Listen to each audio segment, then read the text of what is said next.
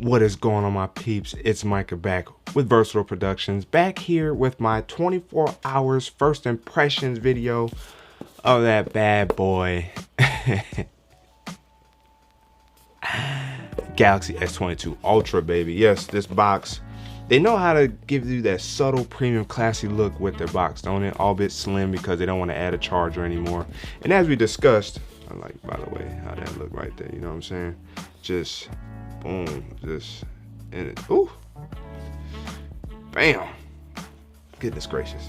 And we talked about that briefly, right? We talked about not including a battery,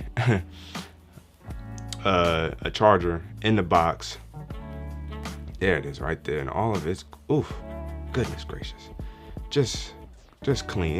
Y'all, let's check out this design real quick. Just how clean this looks, right? Just ooh. Ooh, right there, bam. Got the bottom. Ooh, look at that. Boom, look at just so good, right? So they should have included a charger in the box at least one time, or give us an option at checkout to include it. Of course, they would already have these boxes pre-made to include it.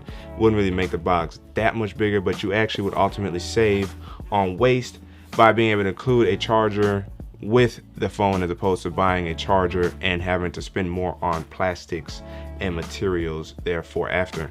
So outside of that, slim box, barely any details on the back. How has been my experience been with this bad boy here? It's been amazing.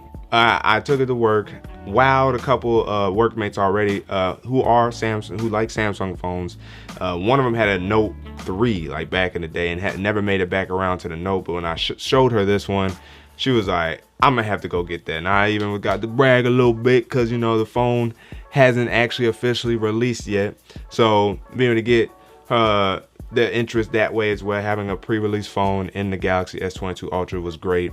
Showcasing the S Pen off, showing people you can use the S Pen, you know what I'm saying? I still don't like pulling this out quite yet, but we'll get to that later. But being able to showcase the S Pen in all its glory has been a joy at work. Now, the funny thing about being at work with this phone was I really didn't get it. Based off my battery results right here for my first 24 hours, I got like I had 2 hours and 55 minutes or 3 hours of screen on time.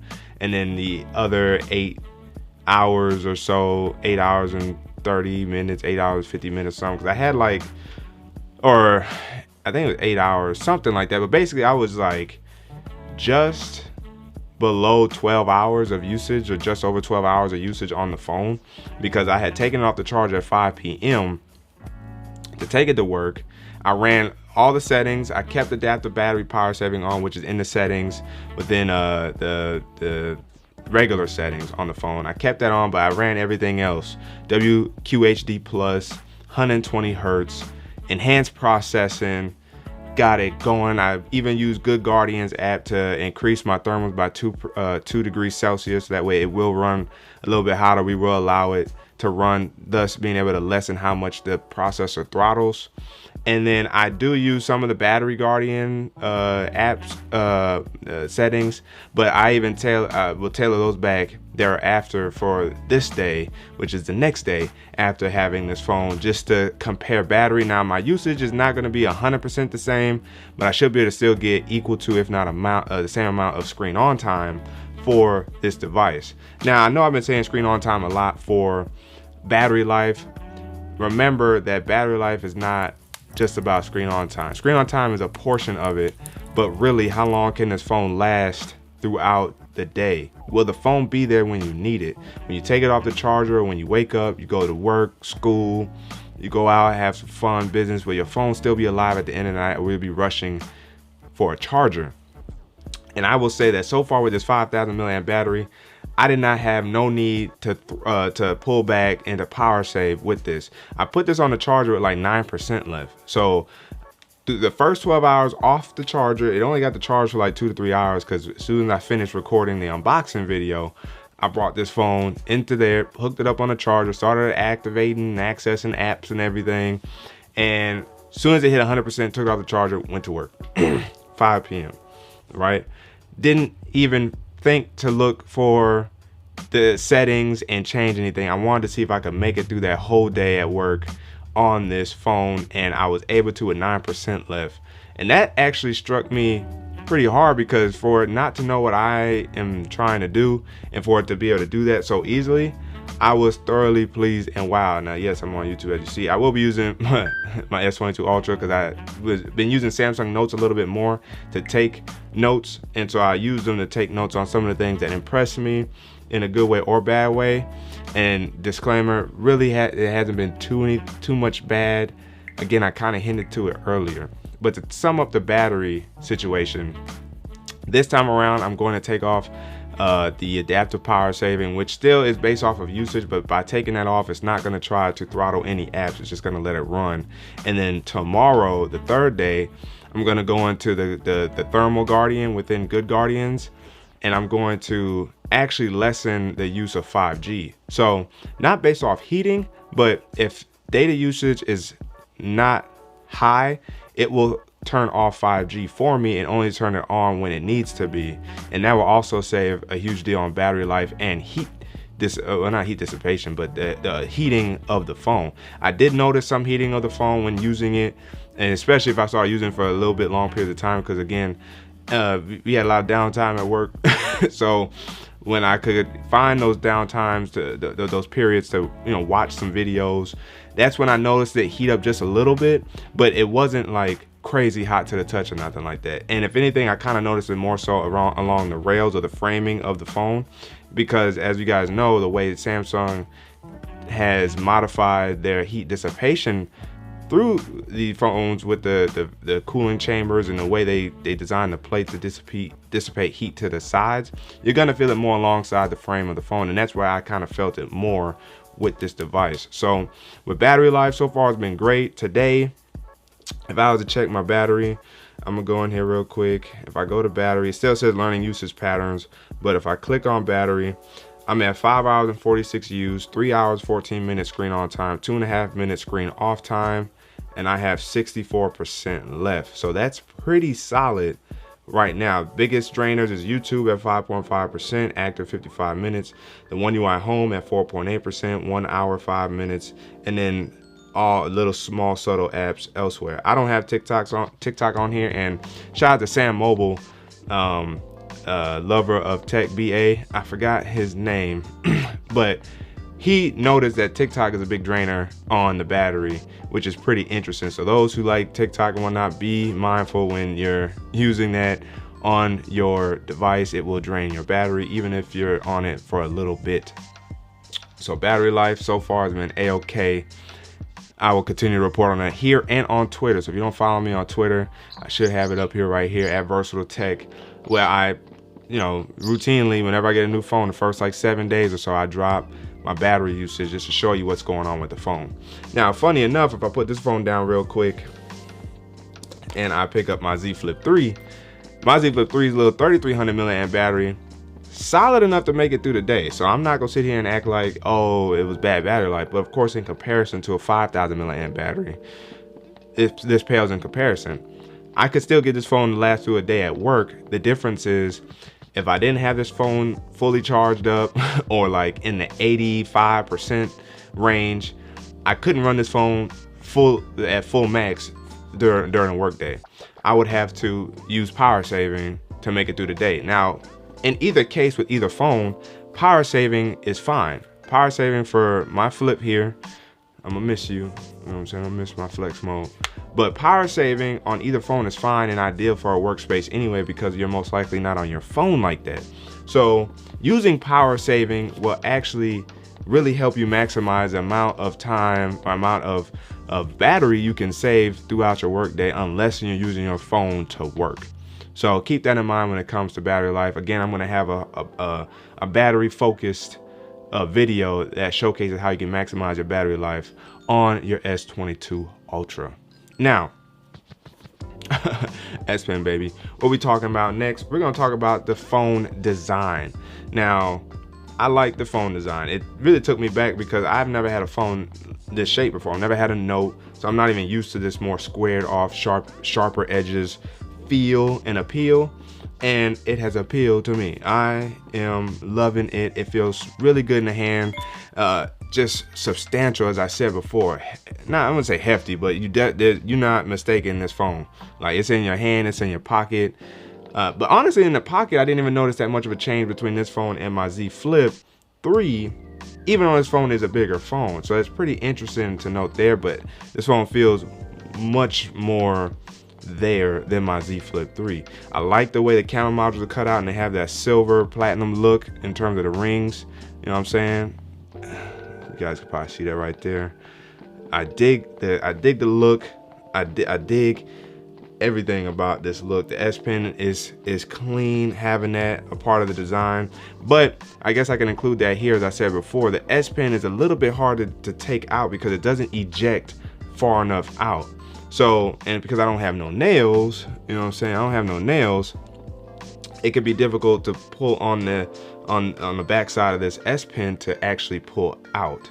So I will say that I don't, you know, that's the one thing I don't like, and hopefully it won't be a concern. Maybe it'll just take some loosening up for this to eject a little further out, so that way I can easily pull it out. That's one thing I wish the spring-loaded feature of this, what it did was that it actually ejected out a little bit further, so that way you could just pull it out. I understand the accidental click could eject it from your pocket, but even then it won't go anywhere because it's in your pocket. But in terms of the design, I like it. I don't know why I'm trying to put it away. What's the other thing I like about the design? The display. This display, I forgot how clean a slab looks in terms of the display. Of course, the display, the quality, the colors, the pop is going to be different than a flexible display in the Z Flip 3. And as much as I love my Z Flip 3 display as well, I had no problem with it. And for it to be a flexible display and to still be that good, that sharp, it's not the same as having a display like this. Now, in the future, of course, I expect that to actually get better over time, but I enjoy the display. I have not had any accidental touches with this waterfall curved display. And one of the things I actually noticed about it is these rails are actually designed, I don't know how much you guys will be able to see, but the rails are actually designed in a way where even though the display curves, you can tell that you're actually really holding on to the frame and you're not really touching the curved display. So I like that. I like that they really thought about that this time when designing the S22 Ultra. There used to be an app within GoodLock, I think it was called Accidental Touch or something like that, or Zone Touch or something like that, where you could actually eliminate the ability to have accidental touches along the edge of the display. I have scoured through the Galaxy Store and I have not been able to find it, so I don't know if it was unsuccessful. A lot of people didn't download it, but I couldn't find it anymore. But I remember using that for, what did I have that had a curved display back then? Was it the S20? I thought the S20 had a flat display, but maybe it was an S20, because what device did I have back then? But I did try the feature out then and it did work. So it'd be nice to see if that feature came back, seeing as at least one of the devices does have a curved display still in the Galaxy S22 Ultra. But in terms of the design, I want to say it's near flawless. I really like it. I like how it's got this round ovalish shape here at the top of it. I don't know, again, thank you, camera, for helping me out. I like it. Oh man, this pink Moscato burgundy Iron Man red. Well, see, it's not gonna match this red because that's the Infinity War bleeding edge suit or extremis suit, so it's not gonna match that red. It's much closer to Iron Man 3. We're gonna leave it right there. Now, one thing I have not done with this phone, because again, I have not literally had the time. I went straight to work after getting this phone, so I have not played around with the cameras. I haven't even went into the camera app yet. That's how much I haven't dealt with the camera yet. We're supposed to be getting Expert RAW, and matter of fact, as I'm here, we can actually check real quick. So if I go in here, I don't see Expert RAW as a part of the apps yet. Maybe I'll try to search for it first. but I think it's an update that could come later, or it's within the settings of the camera. All right, so if I go up here and I type in expert raw. Oh no, okay, so you can, it's free. You can download it straight out of the Galaxy store. So I'm downloading it right now. This from Samsung. As you guys can see, expert raw. It's probably a little bit too bright, it's probably blown out, but as you guys can see, and if I pull it away, you see I can open it now. But you can download that, and this is how you can actually get more raw footage from your photos. So think about that. Maybe I'll try to play around with it. You can save photos both as a JPEG and RAW format, so that way you can play around with RAW format later in like a Lightroom. And during the Unpacked event, they did let us know that, you know, it's optimized for Lightroom, so keep that in mind for those photo takers out there. We here. It will be interesting to see if this will be used for videos down the line. Right now it's definitely photo based, so keep that in mind. But yeah, I just downloaded that.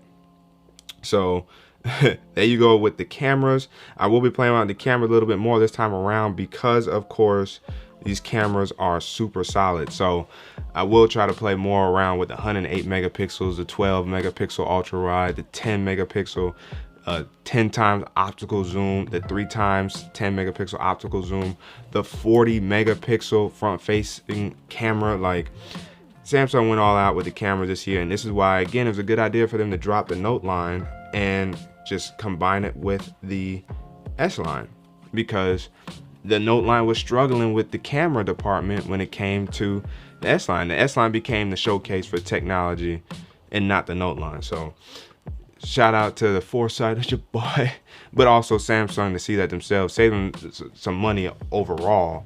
It was a smaller niche market in terms of the Note series, and being able to combine it with the S series just brings those people back into the fold, if you will, to be re-ingratiated with Samsung. So we're gonna get into the cameras later on down the line. Now, if I check my notes here, okay, so let me do that, and I see what I have here. Vibration. The vibration, the haptic feedback on here is definitely different than what I experienced with my Z Flip 3.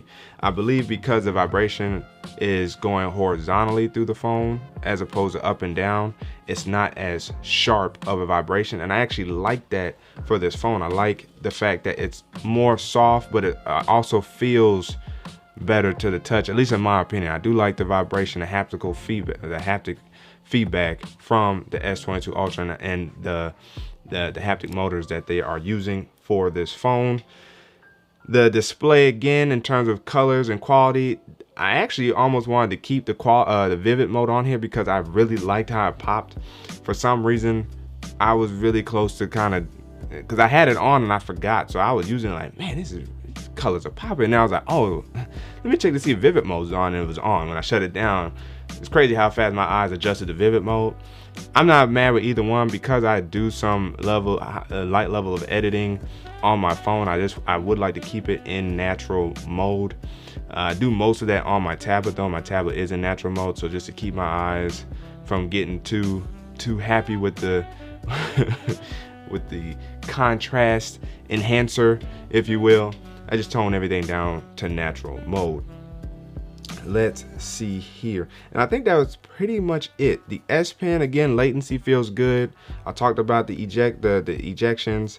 The size is another thing. This really feels like this could snap. Like this feels very. They could improve the quality on the S Pen, I will say, and they could have improved the size of it in terms of being a little thicker and potentially a little longer, I guess. Now, I never had any of the other S Pen, so I can't compare, but in comparison to my Tab S7 Plus's S Pen, which is unfair, I understand, this little thing is, I'm just like, what? This could have been a little bigger, but yeah, or at least a little thicker, like, because your hands are used to a pencil, right, or a pen, so this is just like, what? So they could have improved the size and overall quality of the S Pen. The button is really small and can be kind of hard to hunt for when trying to press it, but it is nice when you get close to the screen. Okay, so if I back out and I click, boom, all right, let's see, boom. But overall, this phone is very, very solid, and it's been a joy to use in the first 24 hours. Will this change? Will I still be as high and hyped about this phone tomorrow and in the days to come?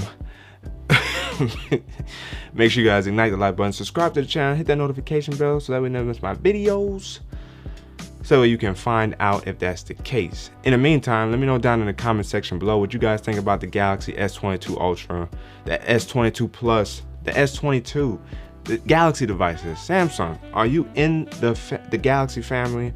If not, have you been thinking about getting in there? Are you upgrading to this year's new Galaxy devices so far?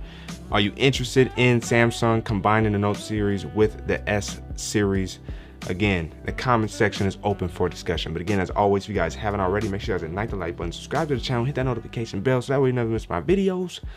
So we can sit back, check, see what's cracking. With your man, Micah, signing out, and until the next video.